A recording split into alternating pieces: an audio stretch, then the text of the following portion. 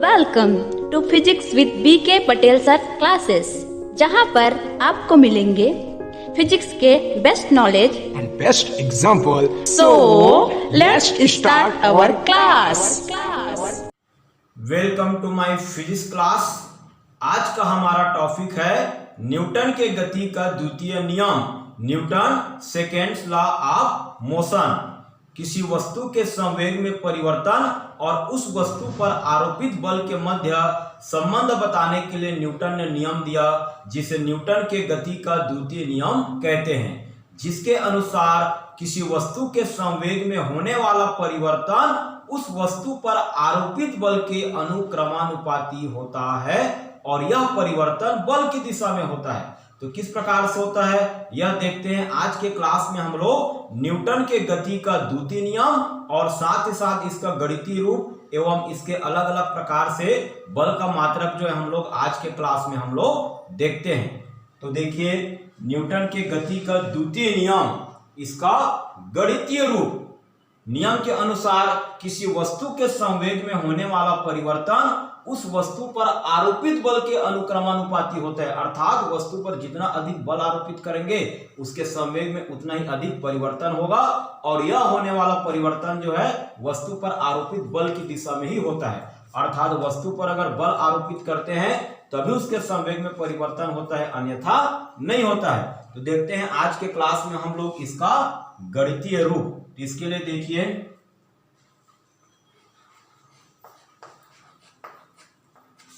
माना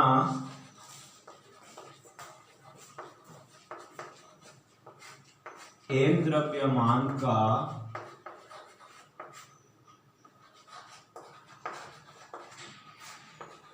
एक वस्तु है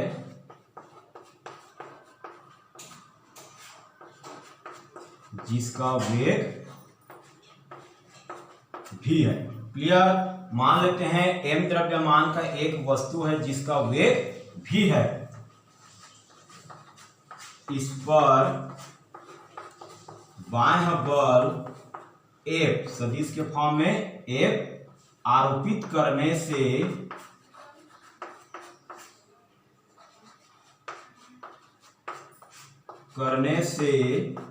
उस पर त्वरण A उत्पन्न होता है। ठीक है, बल F आरोपित करते हैं तो उसके वेग में परिवर्तन होगा और क्या उत्पन्न हो जाएगा? त्वरण A उत्पन्न होता है।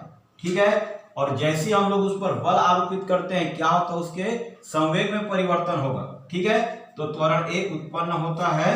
तो वस्तु का संवेग कितना होगा? देखिए, हम लोग पढ़ चुके हैं, संवेग जो है उसको P से शो करते हैं, और ये होता है द्रव्यमान, वस्तु का द्रव्यमान m और उसके वेग v के गुणनफल के बराबर। ये वस्तु का संवेग है।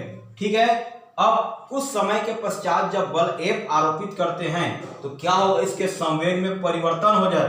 तो परिवर्तन के लिए क्या करते हैं? देखिए, इसको समय t के सापेक्ष अवकलन करना है। तो यहां पर लिखेंगे समीकरण 1 का समय t के सापेक्ष अवकलन करने पर,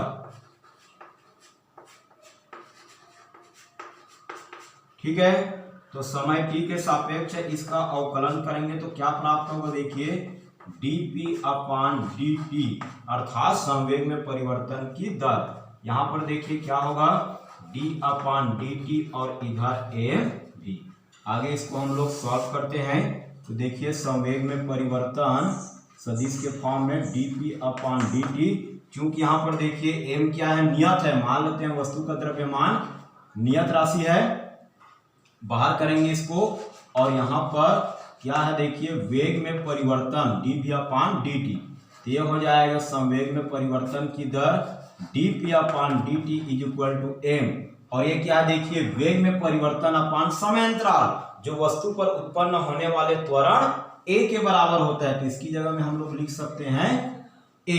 तो ये हो जाएगा संवेग में परिवर्तन की दर dp/dt = ma। इसको लेते हैं इक्वेशन सेकेंड।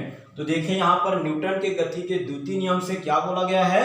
किसी वस्तु के संवेग में परिवर्तन की दर उस वस्तु पर आरोपित बल के अनुक्रमानुपाती होता है। तो इसका गणितीय रूप देख रहे हैं, तो नियम का प्रयोग करते हैं। तो यहां पर हम लोग अप्लाई करेंगे न्यूटन के गति के द्वितीय नियम से। क्या बोला गया है? द्वितीय नियम, किसी वस्तु के संवेग में परिवर्तन की दर उस वस्तु पर आरोपित बल F के क्या होगा? अनुक्रमानुपाती होता है। अर्थात कि आरोपित बल F प्रोपोर्शनल टू संवेग में परिवर्तन की दर यानी dp/dt। ठीक है, तो समीकरण 2 का जो वैल्यू है dp/dt इक्वल टू ma, इसको यहाँ पर हम लोग रख देते हैं। तो F अनुक्रमानुपाती ये हो जाएगा ma। ठीक है, अब कोई भी प्रोपोर्शनल जो है अनुक्रमानुपाती, उसको एक कांस्टेंट अचर से यहाँ पर तोड़ते हैं हम लोग, तो ये हो जाएगा F is equal to k, एक अचर राशि है और ये है ma। k एक नियतांक है। यहाँ पर देखिए नियतांक k जो है, इसमें इसका मान इस प्रकार से होता है कि हम लोग मात्रक के आधार पे, ठीक है जी, मात्रक के आधार पर इसका अलग अलग मात्रकों के आधार पर इसका चुनाव इस प्रकार से करते हैं कि k का मान जो है हमको कितना प्राप्त होता है? 1 प्राप्त होता है। इस प्रकार से ऐसे मात्रकों का चुनाव करेंगे जिससे k का मान अगर 1 प्राप्त होगा तो यहाँ पर रखेंगे, तो उस वस्तु पर आरोपित बल F is equal to k का वैल्यू 1, तो ये प्राप्त होगा ma। ये जो आपका संबंध प्राप्त हुआ है, कौन सा संबंध है? देखिए, बल बराबर द्रव्यमान गुणित त्वरण। यह है न्यूटन के गति का द्वितीय नियम। शब्दों में इस प्रकार से लिख सकते हैं, बल इज इक्वल टू द्रव्यमान इंटू त्वरण। ठीक है, बल इज इक्वल टू द्रव्यमान इंटू त्वरण। यह है न्यूटन के गति का द्वितीय नियम। बल F बराबर द्रव्यमान गुणित त्वरण। सामान्य अदिश के रूप इसको F is equal to ma, इस प्रकार से भी इसको लिखा जा सकता है। तो इस प्रकार से यह न्यूटन के गति के द्वितीय नियम का गणितीय रूप। कई बार अपने को जरूरत पड़ेगा न्यूटन के गति का द्वितीय नियम, उसका गणितीय रूप जो है हम लोग इस प्रकार से F is equal to ma लिख सकते हैं। क्लियर? तो अब देखते हैं हम लोग इसका मात्रक। तो 2 प्रकार से हम लोग मात्रक देखेंगे।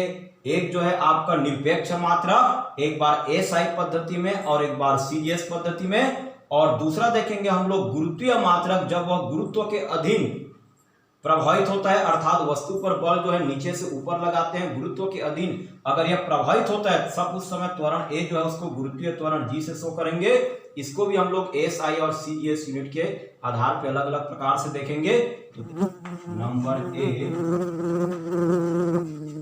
निरपेक्ष मात्रक। तो बल का निरपेक्ष मात्रक देख लेते हैं। ठीक है, जो न्यूटन के गति के द्वितीय नियम से बल बराबर द्रव्यमान गुणित त्वरण प्राप्त होता है। तो बल को निरपेक्ष मात्रक में सबसे पहले देख लेते हैं हम लोग SI यूनिट में। ठीक है, तो SI यूनिट में बल का मात्रक क्या होगा? निरपेक्ष मात्रक। अपने को पता है चूंकि बल बराबर होता है द्रव्यमान गुणित त्वरण, तो यहाँ पर क्या लिखेंगे? SI पद्धति में ध्यान से देखिए, बल का M माने क्या है? द्रव्यमान। तो SI यूनिट में द्रव्यमान जो है उसका मात्रक होता है किलोग्राम। तो यहाँ पर लिखेंगे हम लोग किलोग्राम, और ये क्या है? त्वरण। तो यहाँ पर त्वरण के लिए हम लोग लिखेंगे मीटर पर स्क्वायर सेकेंड। क्लियर? तो बल का SI यूनिट जो है अपने को यहाँ प्राप्त होता है न्यूटन। ठीक है, तो क्या पता चला? बल जो है उसका SI यूनिट होता है न्यूटन।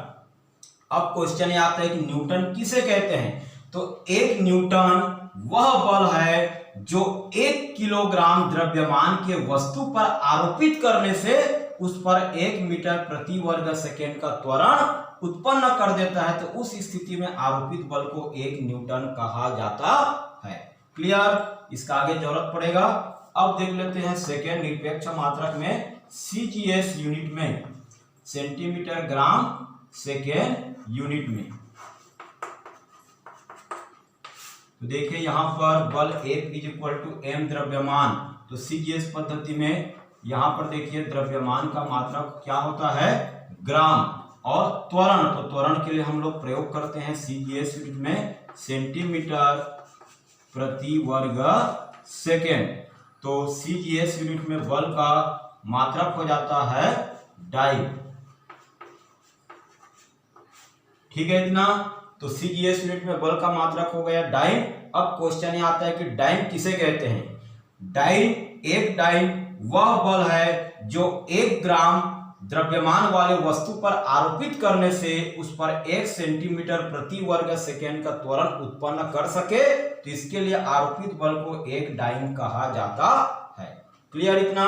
अब न्यूटन और डाइन में संबंध बताने के लिए आता है क्वेश्चन। तो यहां पर देखिए किस प्रकार से लिख सकते हैं हम लोग। बल का SI यूनिट न्यूटन और बल का CGS यूनिट डाइन में संबंध। तो किस प्रकार से संबंध बताया गया है देखते हैं कितना प्राप्त होता है। तो अपने को पता है, देखिए यहाँ पर 1 न्यूटन इज इक्वल टू, देखिए यहाँ पर 1 न्यूटन इज इक्वल टू क्या है, 1 किलोग्राम इंटू मीटर पर वर्ग सेकेंड। तो 1 न्यूटन की जगह में यहाँ पर लिखेंगे 1 किलोग्राम इंटू 1 मीटर पर वर्ग सेकेंड। क्लियर। तो चूंकि देखिए न्यूटन क्या है, बल का SI यूनिट है, किलोग्राम में उसको क्या करना है, अपने को न्यूटन को डाइन में बदलना है। यानी ये जो आपका किलोग्राम मीटर पर वर्ग सेकेंड है, ये द्रव्यमान का और ये त्वरण का SI यूनिट है, इसको CGS में बदलना है। तो देखिए किलोग्राम जो है द्रव्यमान, वो SI उसको CGS में बदलना है। तो 1 किलोग्राम इज इक्वल टू होता है 1000 ग्राम। CGS यूनिट द्रव्यमान का ग्राम, मीटर इसको CGS में सेंटीमीटर में बदलेंगे तो 1 मीटर इज इक्वल टू होता है 100 सेंटीमीटर। क्लियर। और इधर पर स्क्वायर सेकेंड। सेकेंड जो है टाइम का SI और CGS दोनों यूनिट होता है। तो यहाँ पर देखिए क्या प्राप्त होगा अपने को, 1 न्यूटन इज इक्वल टू, देखिए 1000 यानी 10 की घात 3 और 100 यानी 10 की घात 2। ये 10 की घात के रूप में क्या लिखेंगे, 10 की घात 5। और इधर क्या प्राप्त हो रहा है देखिए ग्राम, इधर आपका सेंटीमीटर और प्रति वर्ग second.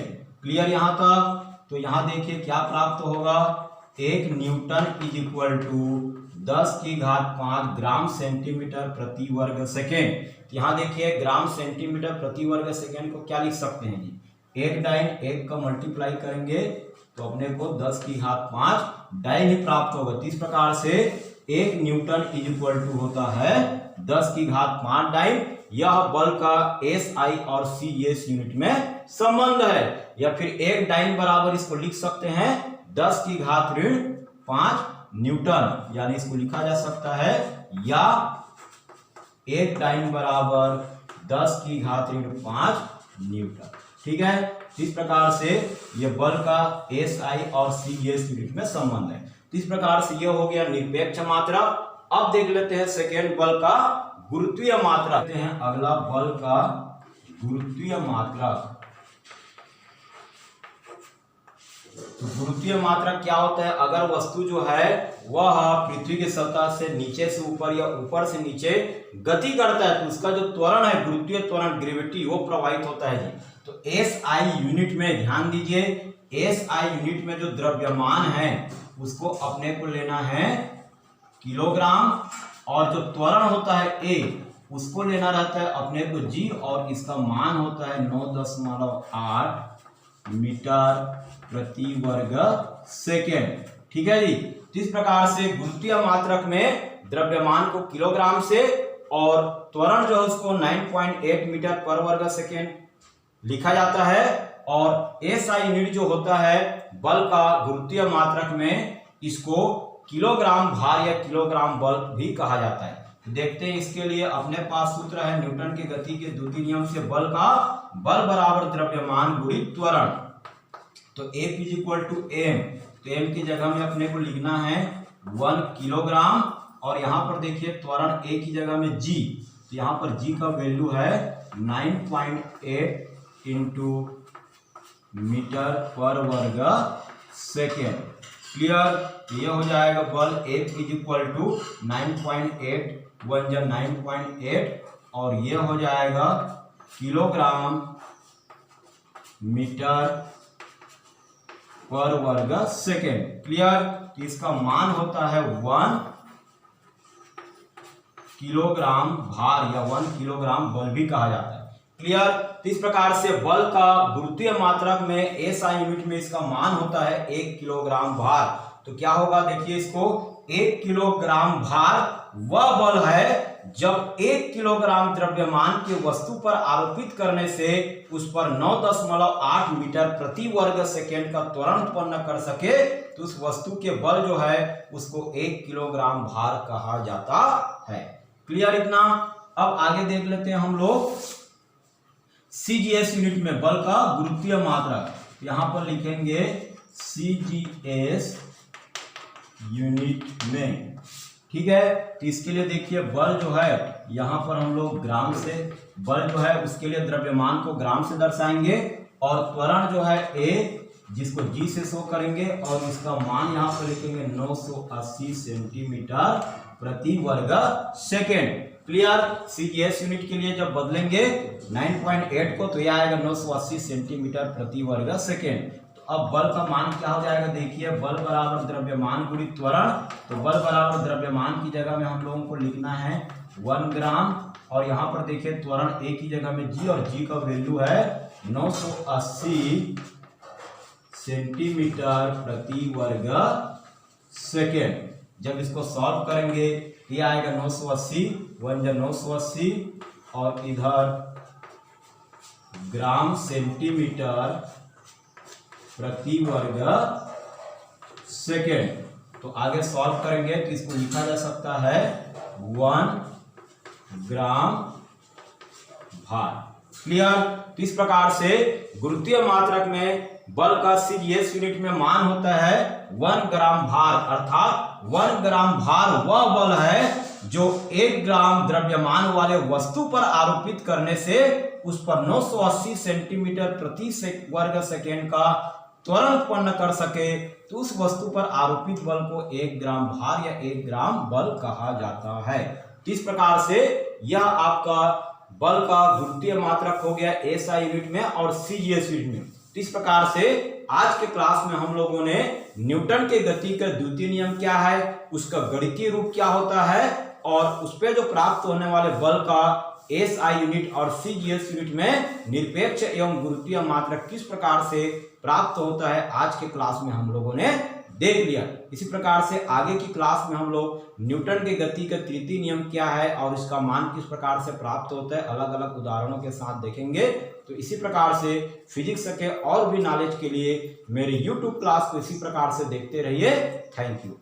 All physics students, please like, comment, share and subscribe and press the bell icon जिससे आपको वीडियो का नोटिफिकेशन सबसे पहले मिल सके। Thank you for watching our video.